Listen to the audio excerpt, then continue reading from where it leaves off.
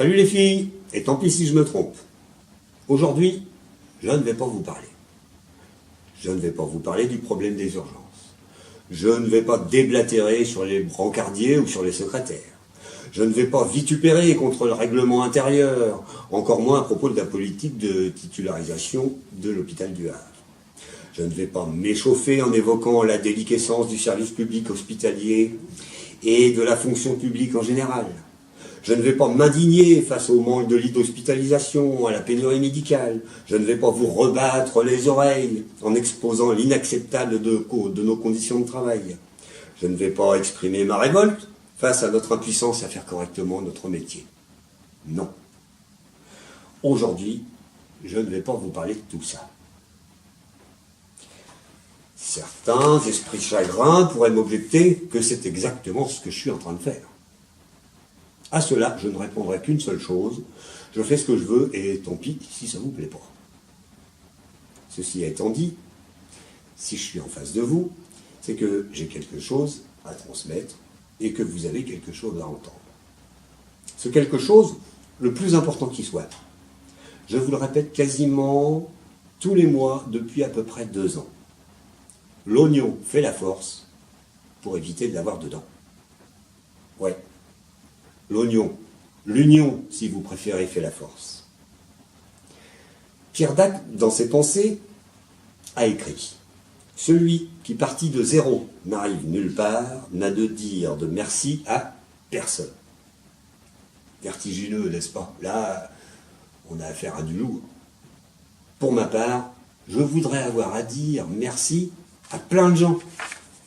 Merci à vous, les agents hospitaliers, pour avoir permis une prise en charge des patients, avec du personnel qualifié, certes, mais en nombre suffisant. Et je n'exclus pas les services d'entretien, la restauration, le ménage, le secteur administratif, et j'en passe. Parce que eux aussi, ils concourent à la prise en charge des patients. Merci aux salariés qui ont permis de faire aboutir les revendications telles que le droit individuel transférable d'une entreprise à l'autre, ou la semaine des 39 heures. Mais pour que tout ça ne soit pas un rêve, il faut établir un rapport de force et donc être unis. À ce stade de la réflexion, la chose est simple. Être ensemble pour être plus fort. C'est après que ça se complique. L'union, oui, mais de quoi? De qui? Pourquoi? Comment? La réponse qui me vient d'emblée, c'est l'union des salariés organisée en syndicat. L'idée n'est pas nouvelle. La CGT a été créée en 1895, il y a plus d'un siècle. Il y a là peut-être une vérité à rappeler.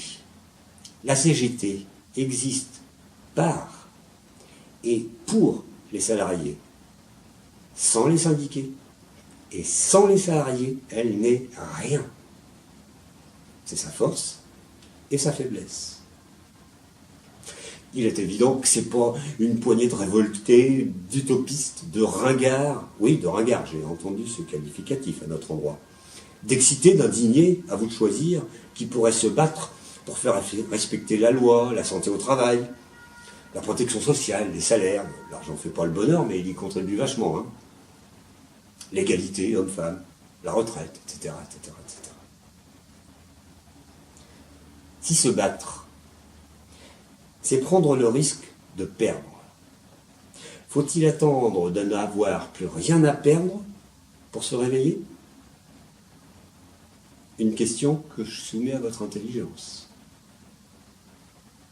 J'ai dit tout à l'heure l'union des salariés organisée en syndicat. Au mot syndicat, je n'ai mis qu'un seul S au début. En réalité, j'aurais dû en mettre un autre, à la fin. Ben oui, il y a plusieurs syndicats. Il y a le syndicat des défenseurs du littoral du Puy-de-Dôme, le syndicat anti-crevaison des producteurs de caoutchouc, sans oublier bien sûr le syndicat pour la promotion de la tondeuse à béton. Accessoirement, on trouve aussi la CGT, la CFDT, FO pour les plus connus. Aussi, quand j'entends, et je l'entends souvent, vous les syndicats, qu'est-ce que vous faites? Je me trouve pour le moins devant un paradoxe. D'une part, l'emploi du pluriel reconnaît la pluralité syndicale. Et d'autre part, la réflexion laisse entendre une indifférenciation. C'est oublier que la multiplicité syndicale résulte de différences idéologiques et revendicatives, et de divergences entre les formes d'action, les choix tactiques et les priorités. Il y aurait de quoi se fâcher à mort, vous ne trouvez pas? Heureusement, des actions intersyndicales voient le jour. Chacun sachant très bien, est-il vraiment utile de le rappeler, que la division mène à l'échec et que l'ennemi n'est pas le syndicat voisin, même si des fois on en aurait bien envie. Cependant, l'union n'est pas la fusion, dans le sens où elle n'existe pas d'emblée, mais qu'elle se construit, cette union, sur des objectifs, des moyens et des actions définies en commun et claires. Autrement dit, on dit ce qu'on fait et on fait ce qu'on dit. Donc, en résumé, l'union des salariés, c'est pas simple. L'union des syndicats, encore moins. Alors, c'est comme le ménage. Une fois que c'est fait, faut recommencer. Parce que l'oignon fait la force pour éviter de l'avoir dedans.